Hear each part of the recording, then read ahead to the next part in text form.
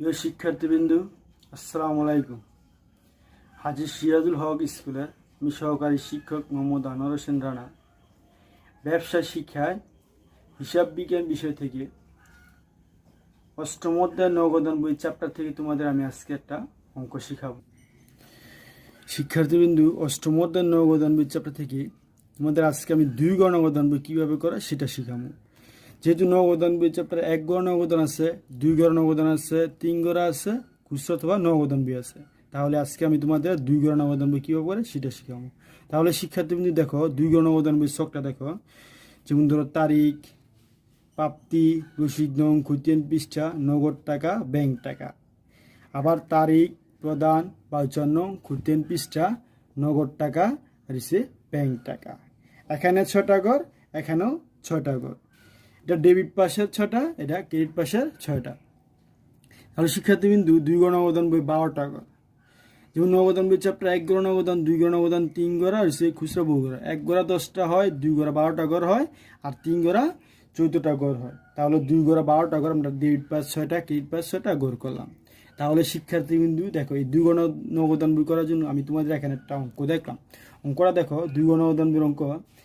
Zahid and সন্সের 2017 সালে April মাসে লেনদেন সমূহ থেকে 2 গড় করতে বলছে। তাহলে এপ্রিল মাসে এখানে 2 গড় নগদান বইয়ের লেনদেন এখানে দেওয়া আছে 1 থেকে 25 তারিখ পর্যন্ত।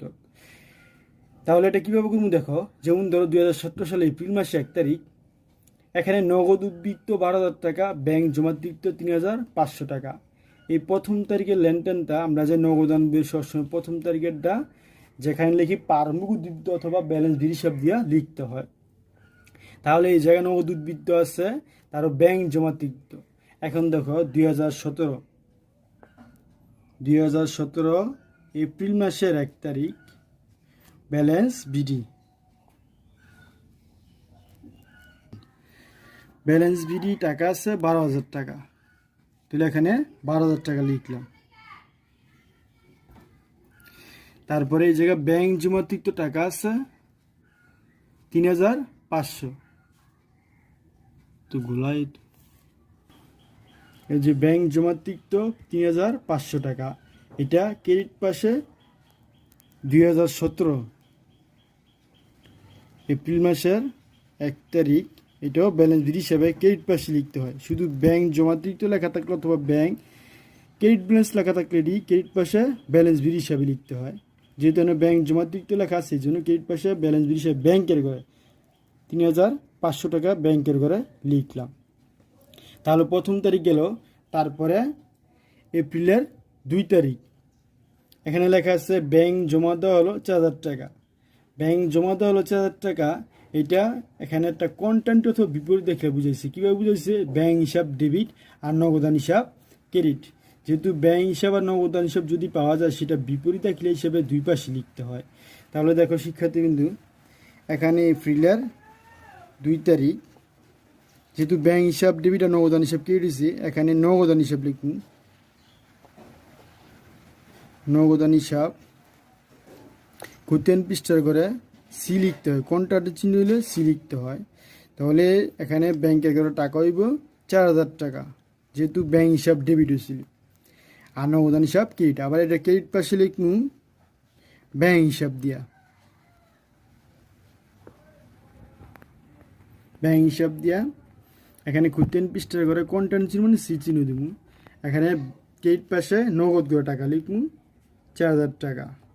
তাহলে শিক্ষার্থী 2 তারিখ শেষ। তারপরে দেখো 5 তারিখ কি বলছে। 5 তারিখ বলছে পণ্য বিক্রয় নগদে 2,500 এবং চেকে 1,500। তাহলে এখানে এটা যেহেতু নগদে বিক্রি হচ্ছে, নগদ টাকা পাওয়া গেছে। ডেবিট পাশে এখানে চেকও যেহেতু পাওয়া গেছে, ব্যাংক হিসাব ডেবিট হবে, নগদান হিসাব ডেবিট, আর বিক্রয় হিসাব ক্রেডিট।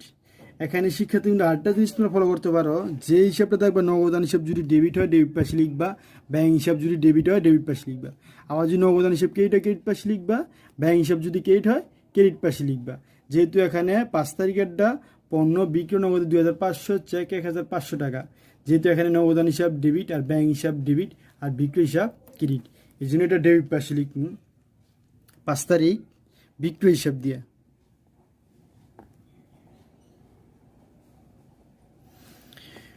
নগদে দিচ্ছে 2500 টাকা, আর ব্যাংকে মানে চেক হয়েছে 1500 টাকা। আচ্ছা, তারপর দেখো 8 তারিখ বলছে রাজীবের নিকট হতে 3000 টাকা পণ্য ক্রয় করে চেক প্রদান করছে 2000 টাকা। তো রাজীবের নিকট যেহেতু পণ্য ক্রয় করছে, চেক প্রদান করছে, চেক থাকলে আমরা সবসময় ব্যাংক হিসাব ধরি। এখানে যেহেতু চেক প্রদান করছে, এখানে চেক না নগদে প্রদান করছে, 3000 টাকা পণ্য ক্রয় করে নগদে প্রদান করছে। তাহলে নগদে প্রদান করছে, নগদান হিসাব ক্রেডিট হবে, যেহেতু ক্রয় হিসাব ডেবিট আর নগদান হিসাব ক্রেডিট। যেহেতু নগদান ক্রেডিট হচ্ছে, এখন ক্রেডিট পাশে লিখুন 8 তারিখ ক্রয় হিসাব দিয়ে, ক্রয় হিসাব লিখা, যেহেতু নগদান ক্রেডিট নগদ করে টাকা লিখুন 2000 টাকা, আর 1000 টাকা সেটা বাকিটা নগদান হিসেবে লেখে না। তারপরে দেখো 14 তারিখ দেখো মালিকের ব্যক্তিগত খরচ ব্যবসা হতে পরিশোধ 1000 টাকা। এখানে মালিকের ব্যক্তিগত খরচ করছে ব্যবসা থেকে নিয়ে, যেহেতু এটা লেনদেন ডেবিট ক্রেডিট নিয়োগ করলে উত্তোলন হিসাব ডেবিট আর নগদান হিসাব ক্রেডিট। তাহলে 14 তারিখটা ক্রেডিট পাশে লিখুন উত্তোলন হিসাব দিয়া, উত্তোলন হিসাব দিয়ে ক্রেডিট পাশে লিখুন তোমার 1000 টাকা নগদ করে। তারপরে দেখো 19 তারিখ বলছে রাজীবকে চেক প্রদান। রাজীবকে চেক প্রদান হচ্ছে রাজীব হিসাব ডেবিট আর ব্যাংক হিসাব ক্রেডিট। এখানে যেহেতু ব্যাংক হিসাব ক্রেডিট হচ্ছে, যেন ক্রেডিট পাশে লিখুন 19 তারিখ রাজীব হিসাব লিখা,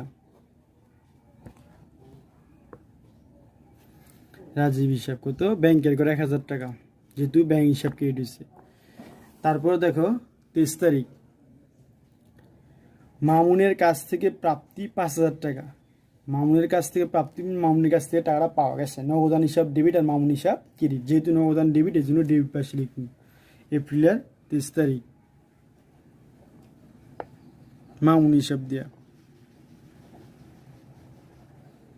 যেহেতু নগদান হিসাব ডেবিট হয়েছে, ডেবিট পাশে টাকা লিখুন 5000 টাকা। আচ্ছা, তারপরে দেখো এখানে এপ্রিলের 24 তারিখ বলছে মাসুদকে প্রদান 5000 টাকা। তাহলে মাসুদ হিসাব ডেবিট আর নগদান হিসাব ক্রেডিট। এখানে যেহেতু নগদান ক্রেডিট হচ্ছে, জন্য ক্রেডিট পাশে লিখুন এপ্রিলের 24 তারিখ মাসুদ হিসাব দিয়ে, যেহেতু নগদান ক্রেডিট হচ্ছে, নগদ করে টাকা লিখুন 5000 টাকা।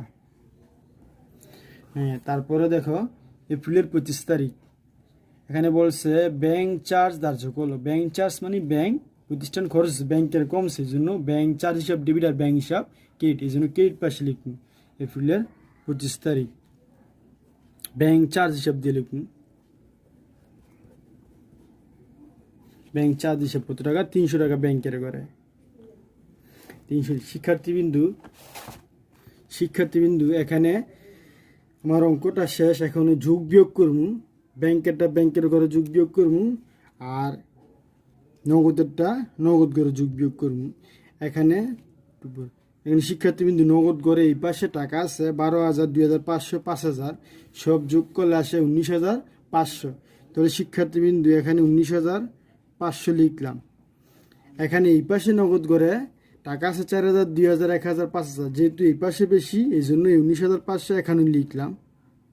যেই পাশে টাকা বেশি ওই টাকাটা দুই পাশে লিখতে হয়, এখানে লিখলাম। এখানে শিক্ষার্থীদের এই জায়গায় টাকা কম আছে কত সেটা দেখুন বিয়োগ করে, এই টাকাগুলো সব যুক্ত করে বিয়োগ করলে আসে পার্থক্যটা আসে 7,500। এই 7,500 যেটা রকম সেটা সবসময় শেষ তারিখ, জানুয়ারি, ফেব্রুয়ারি, মার্চ, এপ্রিলের শেষ তারিখ আসে 30 তারিখ, শেষ 30 তারিখ, সেটা ব্যালেন্স সিডি হিসাব দিয়ে লিখুন। ব্যালেন্স সিডি হিসাব দিয়ে 7,500 টাকা। এই ব্যালেন্স সিডি আবার এই পাশে, যেহেতু ক্রেডিট পাশে এসেছে, এই ব্যালেন্স সিডি আবার এই পাশে ডেবিট পাশে এপ্রিলের পরে মে মাসের 1 তারিখ। ব্যালেন্স সিডিটা বিডি লিখতে হলে পরবর্তী মাসে 1ম তারিখ দিয়ে লিখতে হয়, ব্যালেন্স বিডি কত? 7,500 টাকা। এই 7,500 টাকা এখানে লিখলাম। তাহলে শিক্ষার্থীবিন্দু নগদেরটা হিসাব শেষ। তারপর ব্যাংকের হিসাবটা দেখো, ব্যাংকের হিসাবটা এই জায়গা আছে 4,000, 1,500, 5,500। যেহেতু এই পাশে টাকাটা বেশি, তাহলে এই পাশে টাকাটা আগে যোগ করলাম 5,500। এই 5,500 গিয়া এখানে লিখলাম, 5,500 এখানে লিখলাম। এই 5,500 থেকে 3,500, 1,000 আর 300 বিয়োগ করলে টাকা কম আসে কত? এটি পার্থক্য আসে কম 700 টাকা কম আসে। সেই 700 টাকা এখানে ব্যালেন্স সিডি যেহেতু একবার লিখছিলাম, এই ব্যালেন্স সিডি 700 টাকা।